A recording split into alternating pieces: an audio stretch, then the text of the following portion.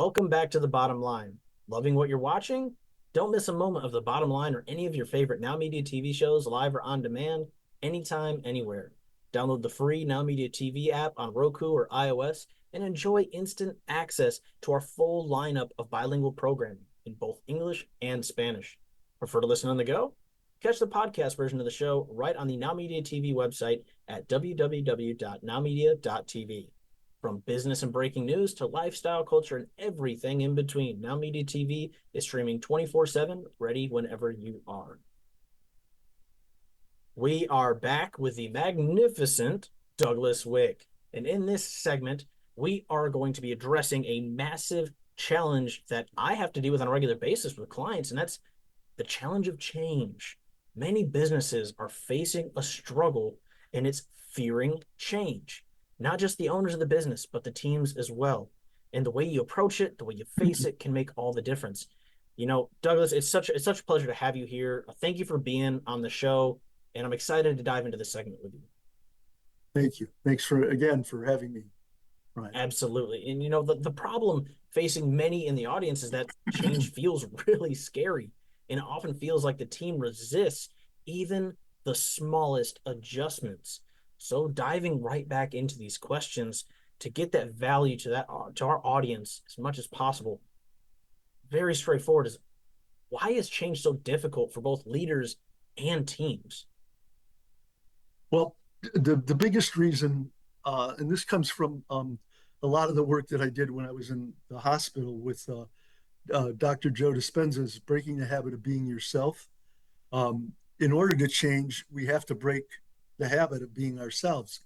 We have 60 to 70,000 thoughts each day, and 90 to 95% of them are the exact same thoughts we had yesterday. And we're unconscious of that. Okay, that's the problem. And and this is, when we talked about uh, how to clear up the cloud of confusion earlier, the problem is if you don't have a vision for your future, people aren't going to follow you. So many people don't start with as you talked about in our earlier conversation, the end in mind, or have a clear vision of what it's going to look like when it's done. People don't have that. It's like starting an exercise program. And if you don't know, in fact, I wouldn't even say visualize, you've got to feel as if you're already whatever weight you want to be, and how that's going to feel, how that's going to benefit you, and so forth. Once you have that feeling, okay, to get out of bed and go for a run, do your exercises becomes a lot easier. And so many times leaders will go, well, why aren't my people doing this? You haven't created a vision, and a vision is to invest your energy in possibilities versus the familiar past or whatever, because your people are thinking 95% of the time, they're thinking in the familiar past or the predictable future, and they're not seeing the vision that you want. And that's why change, if your people are aware of what the benefits are and what they're going, what's in it for me, then they don't have a problem changing. They'll actually want to change, right? So I agree with you very, very deeply on this matter. Something that I find to be all too common in business is, think of it like this. If you're an adult and you're going to go on a trip with a friend, if you don't know the destination, are you going to go? Are you going to hop in the car and put a blindfold on and go blindly? No. Why would employees and teammates want to do the same? It requires vision. It's just like taking a vacation. You got to decide the destination. Then you got to yeah, map out how to get there. Clear vision gives people the trust and confidence to change. If yes, you don't see what's around the corner, it's kind of hard to be willing to change. We fear the unknown. That's kind of a natural thing. So if you don't know where you're going and you don't see why the change is necessary to get there, you won't do it. And at the same time, you addressed one of the biggest factors I see. It's showing how the change can benefit the team. How does it align with their goals, their purpose, their objectives? That makes a team so much more apt to changing. They can be excited about it instead of afraid of it, right? When Yeah. they see the value it adds for them, it's huge. So, how can leaders introduce change in a way that feels less threatening and more inspiring? I'm curious your thoughts on that.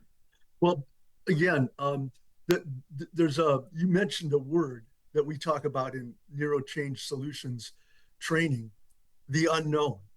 People are afraid of the unknown, and yet the only way any um, uh, creature in nature changes is by being uncomfortable and being challenged. And so what we have to do, and what really overcomes this, is to create what we call an elevated emotion. What and that's where we're looking at possibilities rather than, because what most people do when they think of, again, this is that negative. We spend 70% of our time in stress, and 70% of our thoughts are usually negative as well. And so, unless you're looking at possibilities, you're always going to go back to what's the worst case scenario? What is the possibility? Because that's the way our brain works. We're wired, since Neanderthals, to be cautious and protect ourselves from danger. That's what leaders need to do. They need to create that vision of what this is going to accomplish, what is this going to do, and that, for them as well as the company, but mostly for them, because if they don't see what's in it for them, it's going to be difficult to get them to change. And so create that envisioned future, and be, as you had stated earlier as well, passionate about it, committed to it, and that's what's going to make a significant difference. I think the other thing that people don't realize is, in the workplace, most people are living, again, about 70 to 75% of the time in stress. And leaders don't know that. They don't realize it because they're not they're not there. And it could be coming from a coworker. One coworker may do something that just irritates the heck out of you, and it means you're stressed. And when we're in stress, we can't create. And so, to get our people thinking in the future gets them out of stress and gets them to move toward that goal and ultimately the success you want with your business. Such a good point. It's funny. There's two things you said that really stood out to me. And I'm going to bring up 2 points I make in one of my keynotes. The keynote's called Earn Not Given, Outworking the Odds. And the first one is we are wired for survival, not thrival. Our brain is designed to keep us comfortable and safe, not to step out. And that leads me to the second point for my keynote is if you do what's hard, life and things will become easier. But if you Yeah. keep doing what's easy, life's going to get a whole lot harder. And it's the same thing with change. Yeah. If you're not willing to embrace change, accept change, and make the change, life's going to get a whole lot harder. But if you get comfortable being uncomfortable, life gets a whole lot easier. So that's Yeah. one way I like to think of change. And you just really inspired some of that to really kind of fire up with me because it's such a beautiful point that I like to make to people because it can reframe the way we look at change. But can you share an example of a business that embraced change successfully and what made the difference? Yeah. And I'll go back to what you said, that the uncomfortability is the unknown. And when we realize that being uncomfortable is a good place to be and it's not that scary, we can overcome it. The company that I can bring up, this again was a company I worked with, I think in 2016, something like that. They were BECI. They're based out of Florida, but they've got about 10 or 15 locations now nationwide. But when I started with them, they were at about 2.5 million. And one of the first things we did was we went through an organizational chart. They had four different owners, or partners in the ownership, and it wasn't clear who was in charge.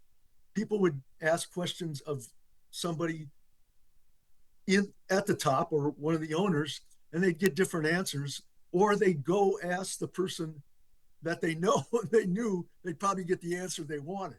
So one of the first things we did was to differentiate and create job scorecards for each person and decide who is actually in charge of the company. And there were a number of other strategies that we did, but they had to, the first thing was the leadership team had to accept the idea we've got to change in order for the organization to change. And so they went on. They did a number of things that are talked about in Good to Great. They created a 20-mile march of opening one location each year. They determined what their BHAG is and developed a measurable number, which was based on the number of engineers they had.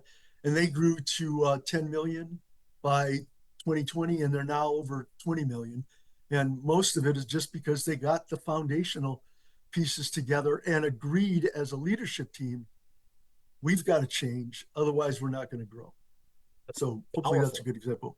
Howard, that's a great example. I mean, it's very clear and concise, and anyone can follow through with that. That's incredible. It's a great example of what can really happen.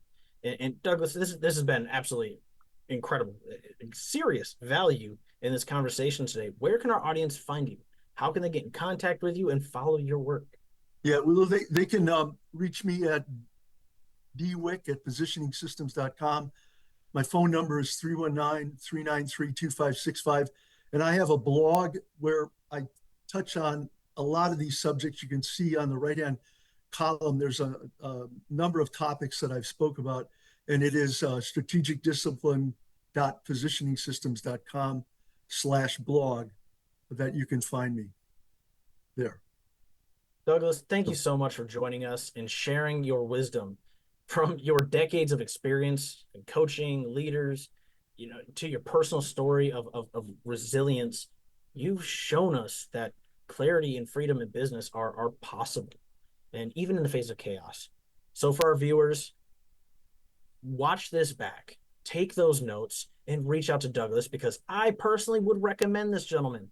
I can tell you right now, the philosophies, the beliefs, the systems, I see eye to eye with this man in a lot of ways, and I can personally say I've seen this stuff work. So, for the audience, we will be right back on the bottom line with a couple more segments digging into different topics that can really complement what Douglas has presented today. Don't go anywhere.